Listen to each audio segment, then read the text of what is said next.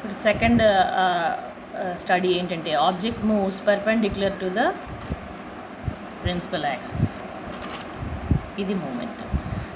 ఈ ఫార్ములా మనం ఏదైతే డిరైవ్ చేసామో దానిలో ప్రిన్సిపల్ యాక్సిస్కి along the principal axis move అయింది. This is X axis formula. ఇప్పుడు ఆబ్జెక్ట్ ఏం చేస్తున్నది, ప్రిన్సిపల్ యాక్సిస్ ఇదైతే ముందు దాని లొకేషన్ ఇక్కడుంది, తర్వాత ఇక్కడ ఉంది, తర్వాత ఇక్కడ ఉంది, అలా వెళ్ళిపోతున్నది. సో ఇది ఏ డైరెక్షన్లో వెళ్తున్నది అంటే వై యాక్సిస్ డైరెక్షన్లో ట్రావెల్ చేస్తున్నది. ఇది ఎక్స్ డైరెక్షన్లో ట్రావెల్ చేస్తున్నప్పుడు పోల్కి దగ్గరగా జరుగుతున్నది ఆబ్జెక్టివ్.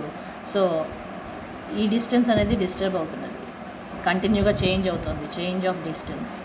ఇక్కడ ఆబ్జెక్ట్ వై డైరెక్షన్లో మూవ్ అవుతున్నప్పుడు మనకి మిర్రర్ తాలూకా పోలు నుంచి ఏదైతే డిస్టెన్స్ ఉందో ఆ డిస్టెన్స్ ఎప్పుడు కూడా కాన్స్టెంట్ ఉంటుంది.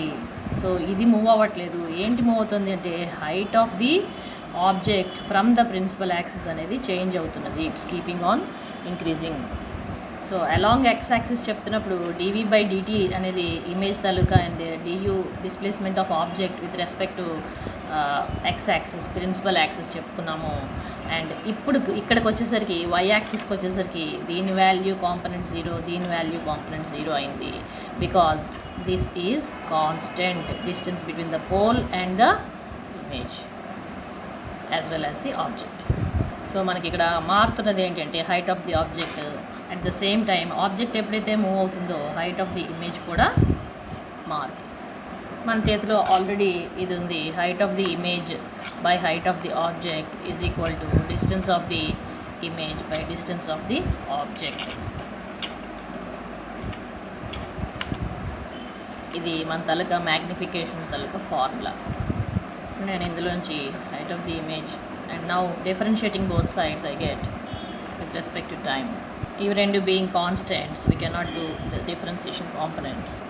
And now this will decide the velocity of the image and this will decide the velocity of the object. So ఇది మన తాలూకా final formula along the y axis.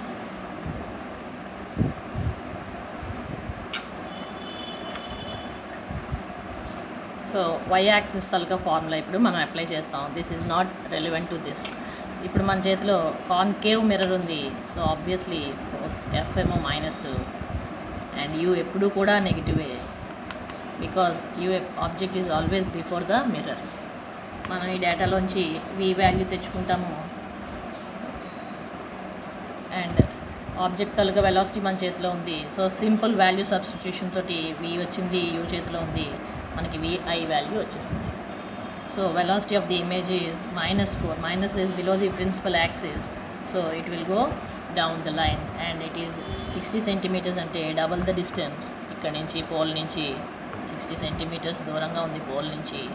Image ఇక్కడెక్కడో double 60 centimeters from the pole and travelling at -4 centimeters per second. అంటే double the వెలాసిటీతో opposite సైడ్లో అది travel చేస్తుంది below the principal axis. చూసుకోండి 60 మారదు, అలాగే 30 కూడా మారదు, బికాజ్ వెర్టికల్ డైరెక్షన్లో along the y axis move అవుతుంది. ఎక్స్ ప్లేన్లో ఉన్నటువంటి వాల్యూస్ అనేవి కాన్స్టెంట్. సో ఈ వాల్యూస్లో మనం తెచ్చుకున్నది by differentiation of the heights of the image in the object.